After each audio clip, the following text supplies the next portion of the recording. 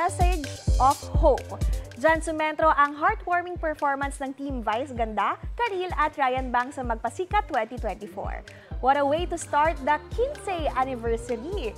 Isa-isang ibinahagi ng Team Monday ang mga pagsubok na naranasan nila sa pamamagitan ng performance. Si Karil Malaanghel ang pagkanta sa self-composed song na dedicated para sa yumaong ama. Si Ryan naman may gravity-defying interpretative dance para sa kanyang mga magulang. Emotional naman si Meme Vice sa performance tungkol sa struggle niya at ng It's Showtime sa loob ng 15 taon. Kabilang sa mga pangmalakasang guests, si two-time Olympic gold medalist Carlos Yulo at ang P-Pop Kings na SB19. At pasabog ending ang pagpapauwi sa isang inang OFW mula Dubai na hiling ng 2 kanyang anak. Trending pa rin ang kanilang paandar at number 1.